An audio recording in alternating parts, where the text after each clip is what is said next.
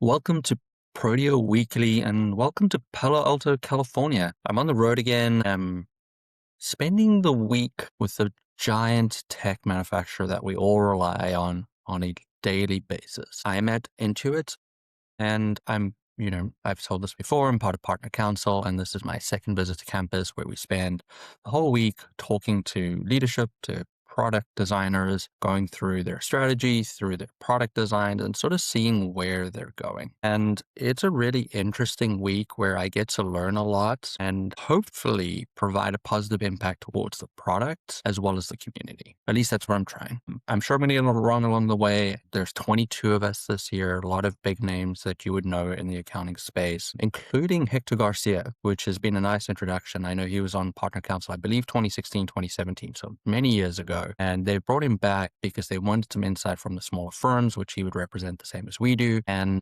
it's been interesting to hear his ideas, his perspective. It is very different from what I've heard from the other Partner Council members because he's deep in the product. As you know, he's very much on the design side, demo side, showing people how to use it, workarounds, best practices. And then obviously is the founder of Right Tool, which is a tool that makes all of our lives a little bit easier. So it's been great to interact with him, hear his perspective, been in a couple of sessions with him. Just that alone has been a really great experience. And I do appreciate this partner council because there are a lot of smart people in the room. And there's people from all walks of life, some really, amazing people from massive firms that they probably interact with more leadership people than we have people on our team. Like they're just massive, talking 9,000 employee type firms, servicing thousands and thousands of clients, multiple niches and focuses. And Intuit is just a part of their tech stack, and they have different tech stacks for different companies. And it is interesting to hear their perspective, the way it affects them. It's a very interesting, environment to be in. It feels a lot of pressure all the time. It's really long days. I mean, I got up early, got some work in yesterday morning. So I started work about 5:15, worked a little bit, went for a run, worked a bit more. And by the time I got back to the hotel room, finished my work, I finished at about 11 o'clock last night. So really, really long days, but I do feel like they're worth it. I'm learning a lot. It helps me think about strategy, where we're going, what the future looks like, which I can hopefully bring back to my team, to the community. Now, obviously, there's a lot of stuff that we're seeing that's under strict confidentiality, which I won't be sharing here. It's not the place, it's not the type of platform. But what I would like to spend time on this week is that, as you can imagine, and it is very public about Intuit's plans on this, is that there's a lot of talk about AI and the way AI should be used, the way it will integrate with accountants, the work it will be doing for us, and what will the future of accounting be. And it is quite an interesting world because I think we're at a place where I think there's what the accountants think it'll look like, there's what the clients think it'll look like, and then there's what the tech companies want us to look like. And I don't think those three are very aligned at this point. I think there's a lot of broad, strokes of, my favorite one is, you got to get into advisory, but nobody can tell me what advisory is. It's like,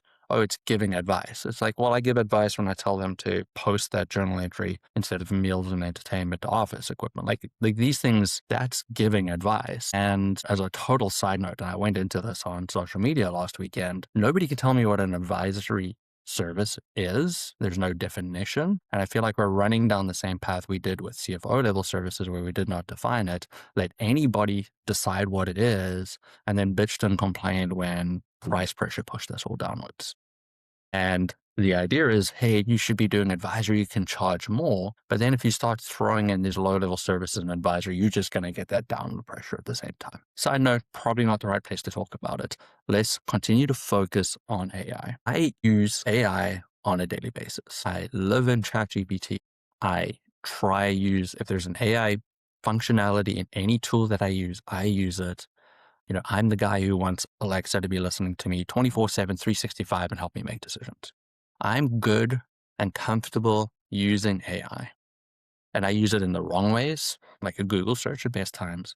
And I use it in some of the best ways for, going back and forth with ideas.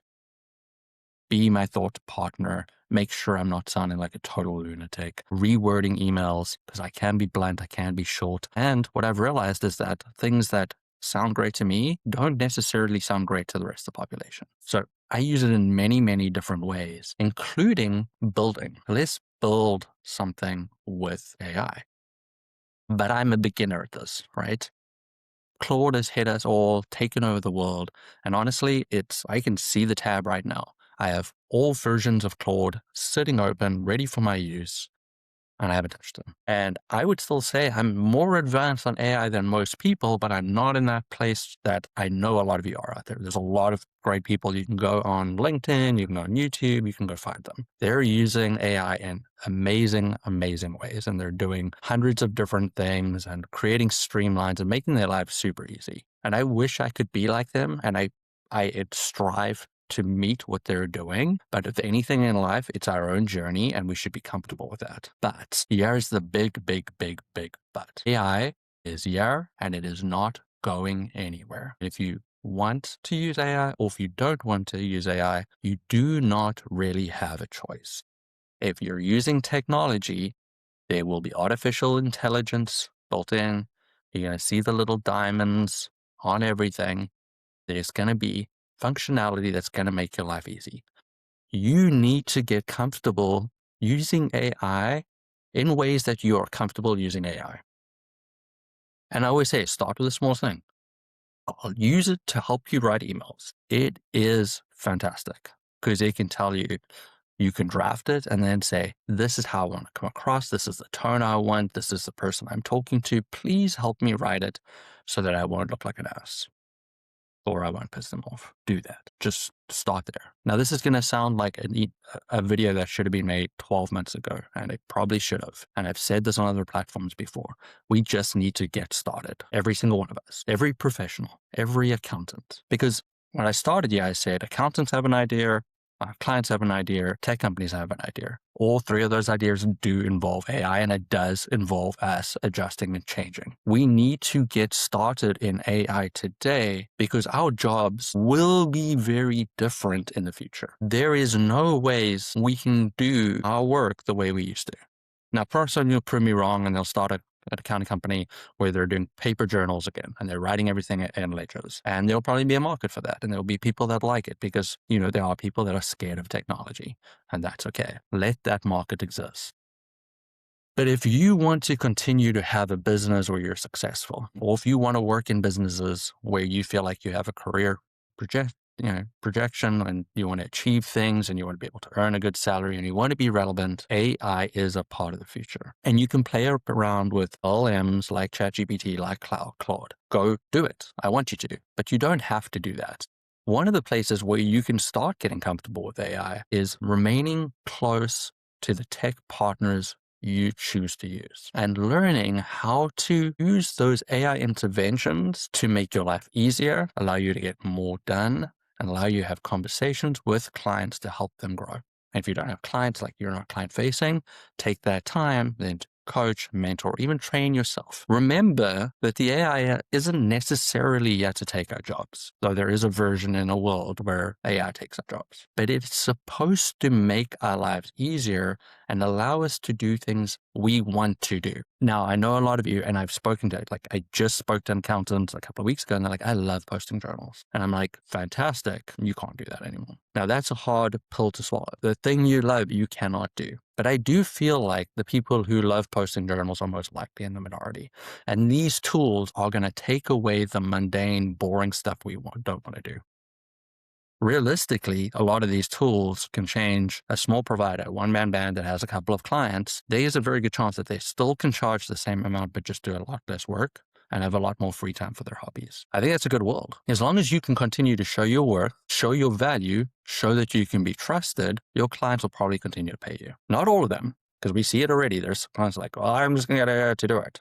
I don't know what AI can do for me, but somebody told me, Tech Bro on X said, AI can do all my accounting, can do all my tax return. And we're going to battle with that, right? But I am already contemplating, do I start like AI messed up my books.com and just have this total cleanup business where we now have to go manually unwind things and make a fortune? I think those businesses exist. I think they're going to do well. I think somebody's going to make a ton of money. And if you're hearing this and you're taking that idea, give me 1%.